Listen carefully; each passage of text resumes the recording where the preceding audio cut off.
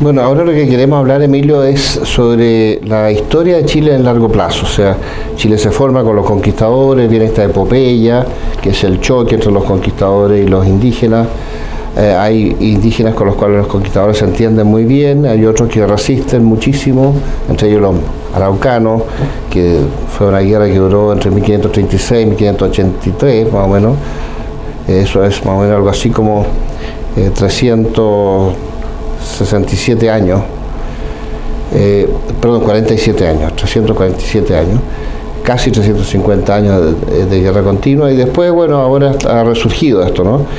Pero Chile es básicamente una fusión de la raza española e indígena, con los distintos grupos indígenas que había a lo largo de Chile, más los inmigrantes posteriores.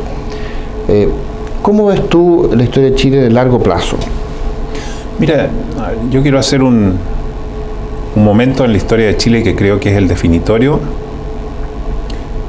que es lo que explica nuestra realidad estratégica de hoy día, que es que al inicio de la República, con la instalación de los gobiernos decenales y la democracia autoritaria,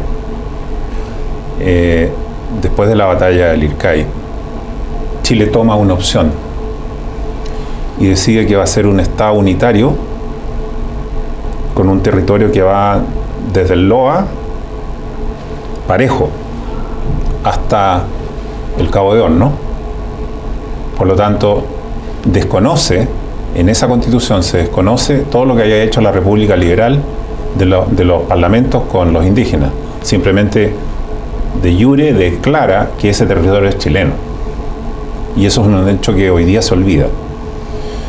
Y dice la Constitución 1833. Sí, señor. Esa Constitución dice qué es lo que es Chile. Y de alguna manera desconoce las posibles implicancias de reconocimiento que pudieran haber habido como actor político a los mapuches con los cuales se negoció en los parlamentos de la República Liberal de la década del 20. Pero otro hecho tal vez más importante que ese es que Chile decide ser una república distinta a las demás en América Latina y va a ser única. Y la mejor prueba de eso es la guerra contra la Confederación.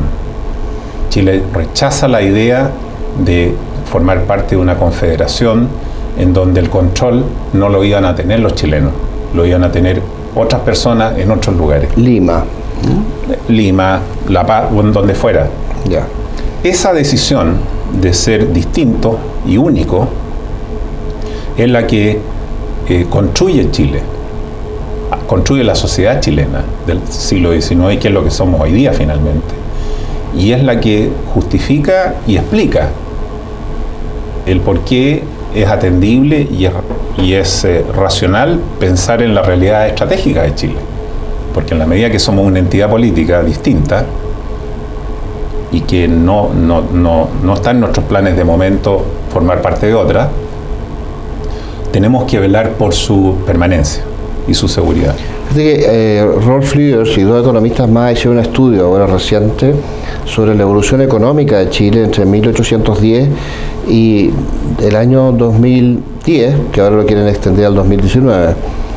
Este estudio es muy interesante porque indica que efectivamente lo que tú dices es que Chile empieza a ordenarse y crecer muy rápido, no tanto a partir del gobierno de Prieto, que con Prieto crece mucho, con Bulnes, empieza a crecer con Tomás de Ovalle, 2 años antes del 31, y ellos lo ven claramente, las tendencias, y del año 1830, más o menos, 29 en realidad, pero 30, y el 31 se empieza a crecer más todavía, y después con Bulnes del 41 en adelante.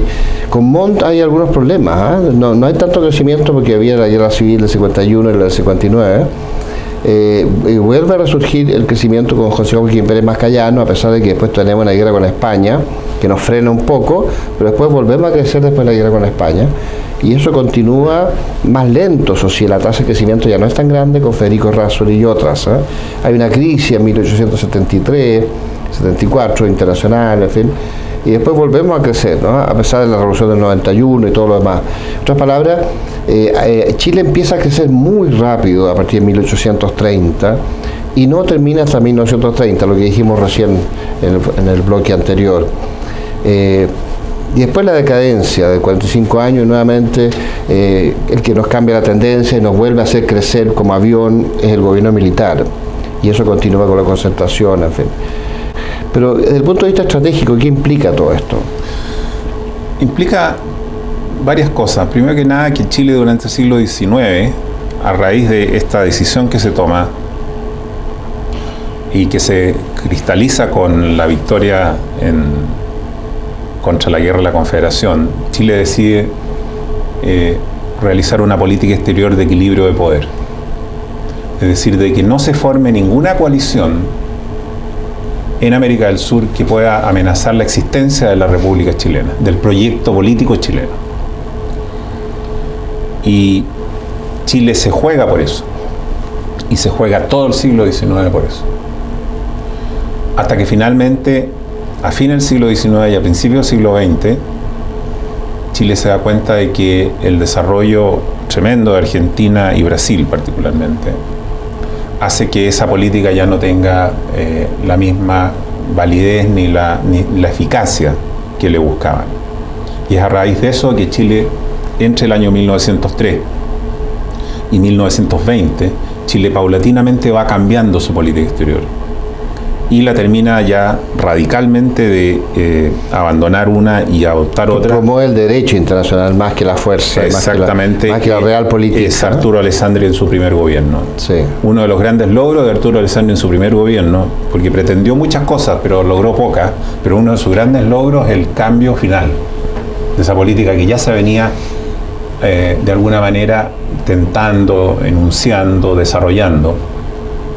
Implicó muchos debates que yo diría que toman claramente un curso cuando finalmente Chile firma el Tratado del ABC, y ya no es un tratado Argentina, Brasil y Chile de 1915, ya no es un tratado militar, es un tratado político, y más que político es para solución pacífica trilateral de las disputas que hubieran. Ahora, el tratado finalmente es abandonado de facto por Brasil y Argentina. Argentina porque siente que el mundo le pertenece, el futuro le pertenece, es de ella. Y Brasil porque opta por la alianza con Estados Unidos. Cuando Estados Unidos le declara la guerra a las potencias centrales durante la Primera Guerra Mundial, y Brasil se va con Estados Unidos Ahora, en ese momento Argentina era probablemente el país o uno de los países más ricos del mundo. Ciertamente. Hasta ese momento había sido muy exitoso, hasta los años 30, diría yo, ¿no? Bueno, de ser dos países como con Chile en el año 1870, por ejemplo, 1880, en donde teníamos poblaciones equivalentes, Argentina triplicó su población entre esa fecha y el año 1920. Chile pasó a ser un tercio de lo que era Argentina. Y frente a esa realidad, entonces Chile adopta esta nueva postura. Ahora, Chile nunca renuncia a ser Chile, que eso es muy importante. Nuestra comunidad política siempre siguió siendo chilena, siempre nos sentimos distintos, siempre lo hicimos de manera diferente. La clase dirigente chilena, la clase alta chilena, nunca abandonó la responsabilidad de la política.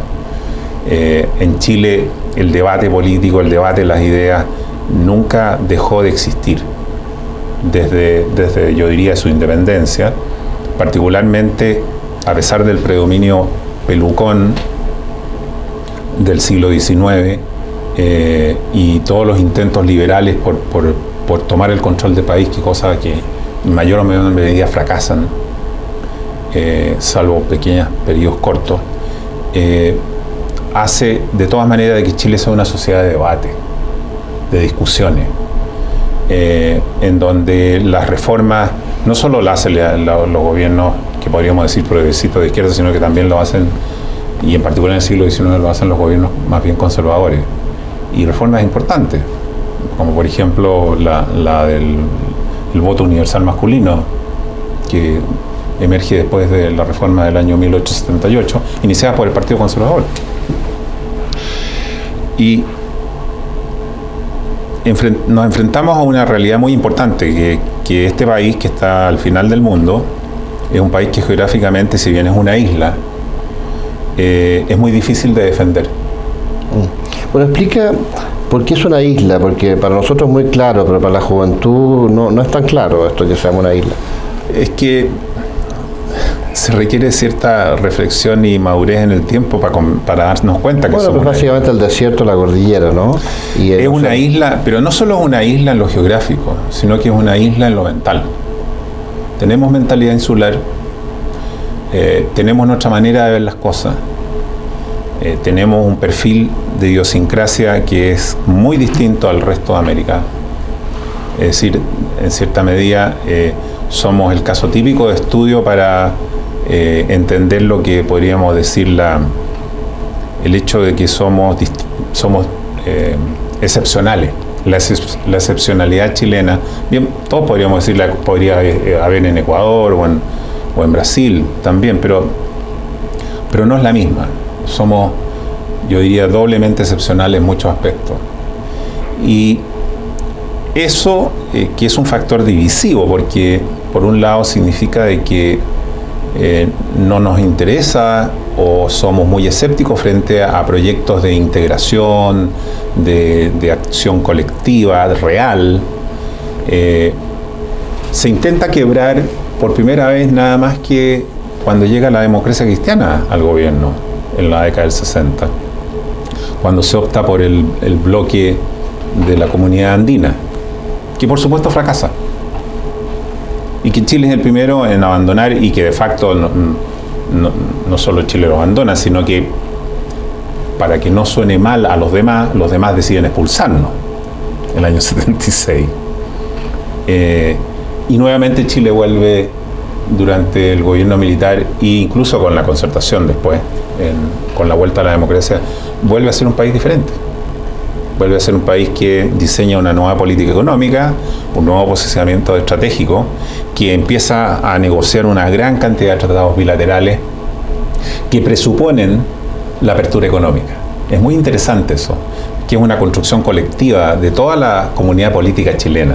Y de todos los sectores, ¿no? Y de todos los sectores, salvo probablemente el Partido Comunista, que siempre ha sido un caso excepcional en Chile. Y que es un tema también de estudio, ¿no? De por qué tenemos un Partido Comunista en esencia tan totalitario y tan obsecuente, digamos, con las líneas leninistas. Las líneas leninistas y stalinistas, ¿no? A lo largo del siglo XX.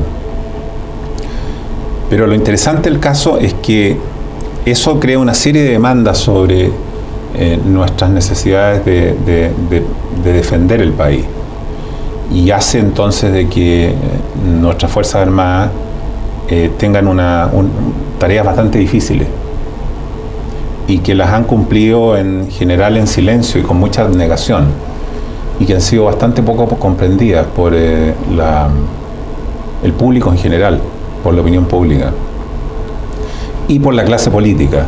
Una de las cosas que yo siempre había esperado que ocurriera después de la vuelta a la democracia es que en algún momento iba a terminar la ley del cobre, pero que en el periodo de intermedio, antes que terminara la ley del cobre, la clase política chilena se iba a empapar de las necesidades de la defensa chilena. Y no lo hizo. Hasta última hora, como la ley del cobre existía y funcionaba, si bien era cómoda para ellos. Era muy cómoda. Y el grave peligro que tenemos ahora, a pesar de todas las salvaguardas que se han tomado con la nueva legislación, es de que sigamos funcionando por automático, pero esta vez sin los aportes económicos que antes habían. Y caigamos en el problema de que como la defensa es un bien público perfecto,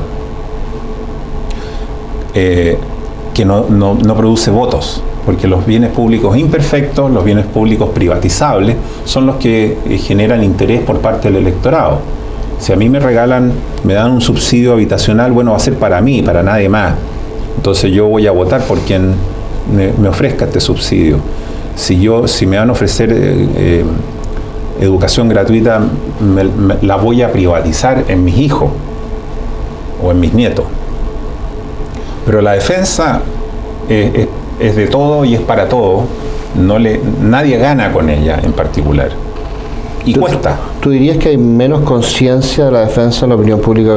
Porque en la época del Imperio Español, bueno, había una masificación de intervenciones de toda la población bajo armas, incluso la población civil, las famosas milicias coloniales.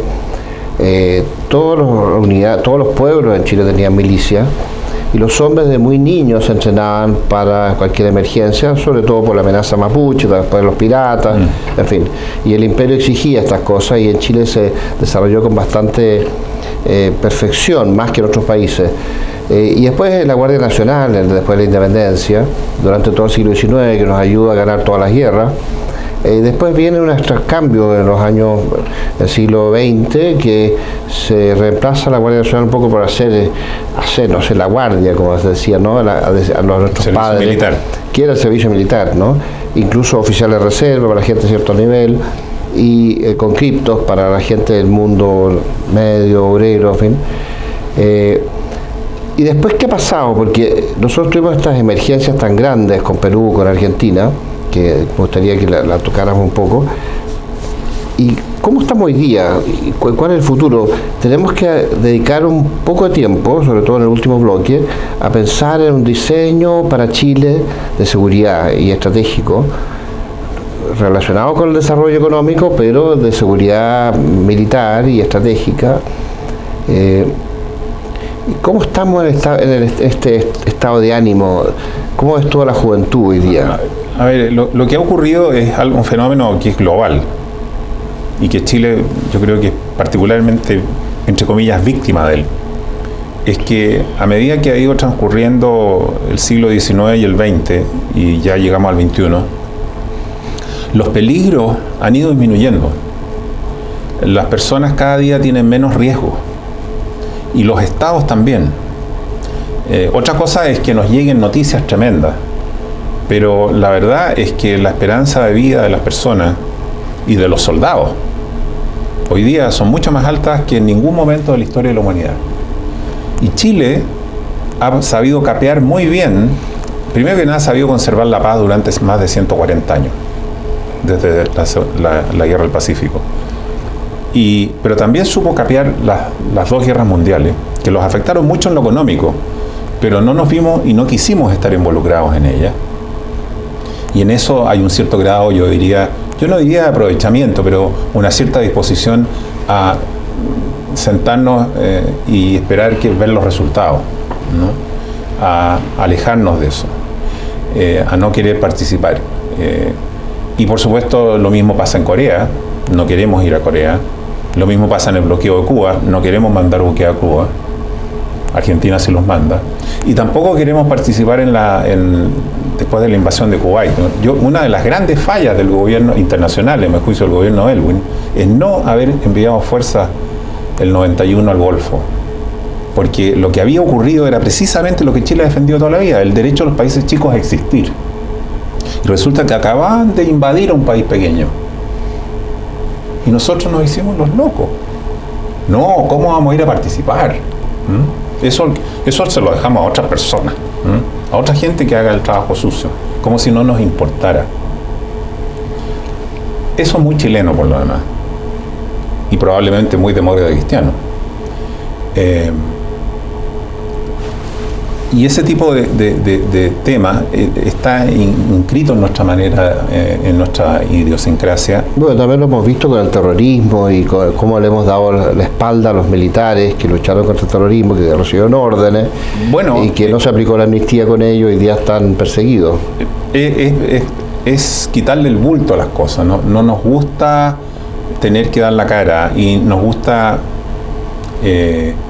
hacernos los lesos con las cosas. El tema es que es por eso, recogiendo lo que tú me decías, hoy día se piensa de que como no ha habido guerra, la defensa no es necesaria. Creo que es un error. Pero tuvimos emergencias muy graves. Tuvimos emergencias muy solo graves. La posible guerra civil interna en Chile, que las Fuerzas Armadas evitaron esa guerra civil, y que evitaron, a través de eso, evitaron la destrucción de Chile. Sino que la crisis con Perú, 74-76, la crisis con Argentina, 78-82, combinado con Perú y Bolivia, fueron muy graves esas crisis, muy graves, y como experiencia nosotros debimos haber tomado una lección, ¿no? Lo que pasa es que como fenómeno colectivo no fue una lección para nosotros, porque el gobierno de la época, el gobierno militar, decidió no hacer gran escándalo de él. Y no hacerlo muy público. Y no hacerlo público y manejarlo lo más bajo posible, que también es una manera de ser de los chilenos, que cuando hay un problema es hacerlo a un lado y los que encargados de él que lo traten de resolver y ojalá y los demás no sepan. Lo pase desapercibido. Bueno, nosotros vamos a entrar ahora al último bloque. Y ahí lo que queremos, Emilio, es pensar el Chile actual y futuro. Y qué estamos haciendo bien, qué estamos haciendo mal, en asuntos económicos, en asuntos políticos, en asuntos estratégicos, militares, en fin. Así que pasamos al último bloque.